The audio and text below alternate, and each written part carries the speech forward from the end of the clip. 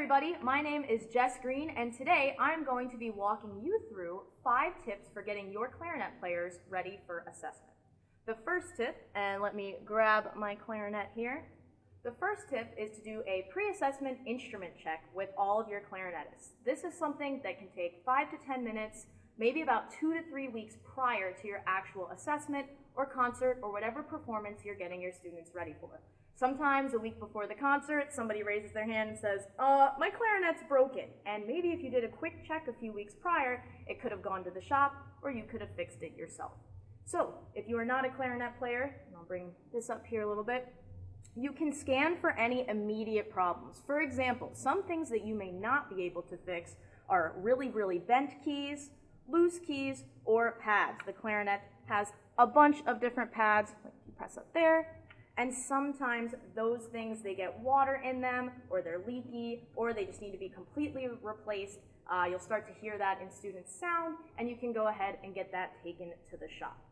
A couple things you can fix, or may be able to fix, is something like cork. So for example, if I take my clarinet apart, my clarinet is missing a good piece of cork on the upper joint.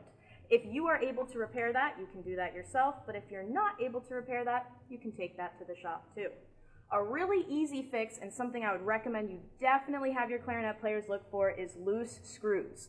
As you can see, the clarinet has a bunch of different keys and screws, and if some of these screws go loose or go missing, the keys will then fall off. A really common screw that gets loose, at least on my clarinet, are all the screws between the G sharp and the A keys. If you have a handy-dandy set of screwdrivers that's probably at your local hardware store, you can pick these up and screw these back in yourself. So tip number 1, a pre-assessment instrument check to make sure that everything is in working order and ready to go for the concert. Tip number 2 has to deal with reeds. My tip is that clarinet players should be rotating reeds, and at least 3 good ones. So hopefully your clarinet players have a reed case of some sort that will store the reeds. Sometimes when clarinet players get reeds, they just come in that plastic carton, and that's not as good as a reed case. The reed case will help to protect them a little bit better and work much better for rotating through.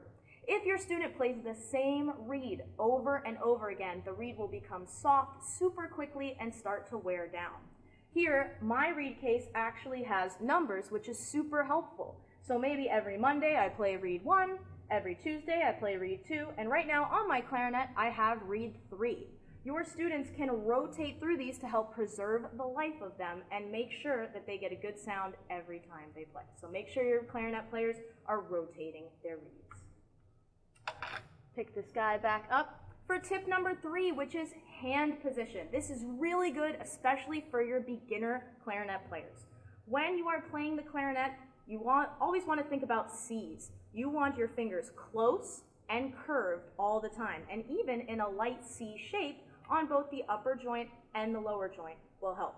A lot of times, very young clarinet players and not so young clarinet players are famous for the flyaways. So if I'm playing 2 simple notes, like a middle C down here, 1, 2, 3, or a C below the staff, 1, 2, 3, up to an F, I am sometimes going to fly away with my fingers. So I'll show you what I mean.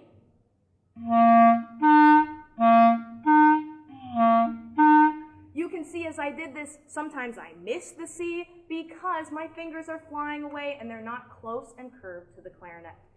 I don't have to lift up very far at all. So now I'll show a better way, keeping our fingers close and curved and just coming up ever so slightly so that those intervals are a lot quicker and easier to get to. Instead of flying away all the way out like this, if I keep my clarinets and my fingers nice and close to it, I will be able to put my metronome on and play passages way quicker. So that is tip number 3. Tip number 4 has to deal with our fingerings and our pinkies. So this may be for your more advanced clarinet players. Perhaps if you're playing a piece that's maybe grade 4 or grade 5, maybe in the key of E major for your clarinets, that can be tricky on your pinkies. If I'm a trumpet player, I'm just moving my fingers through the combination of valves. If I'm a trombone player, I'm just figuring out what slide position I need to go to. But clarinet players have to maneuver all of these keys and figure out which key is best to play. For example, if I'm playing my low E, the lowest note on the clarinet, I can play this note many different ways. I can play it with my left hand down here, or I can play it with my right hand over here. No matter which way or which finger I use, it's the same note. However, if I'm playing my G sharp, which is the third note if you're playing an E major scale, that only has one way to play it, and that's with this pinky right here in your right hand. You want to make sure that if your clarinet players have a passage like E, F sharp, G sharp, they're using the best fingering possible to avoid sliding, slipping, or just playing the passage wrong. So for example, you could use right hand E, left hand F sharp over here, and right hand G. That would be the best way to play a passage like that. And the students could write in their music an R for right over the E, an L for left over the F sharp, and then an R for the G sharp, right, left, right. And that way they can mentally process that to play it the best way possible. And tip number 5, air fixes everything. I always say that to my clarinet players, woodwinds, and even the brass. Air can fix a multitude of problems, but especially for clarinet players, their tone quality and their intonation. Assessment is scary, concerts can be scary, and while it's good to have a few excited nervous feelings, sometimes people have anxious and scared nervous feelings, which then restricts their airflow.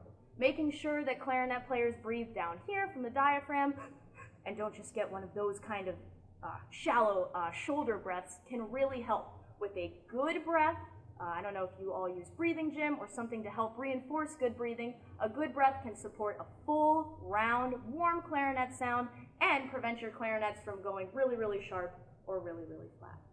Thank you for joining me today, and I hope these 5 tips help your clarinet players get ready for assessment. See ya, everybody.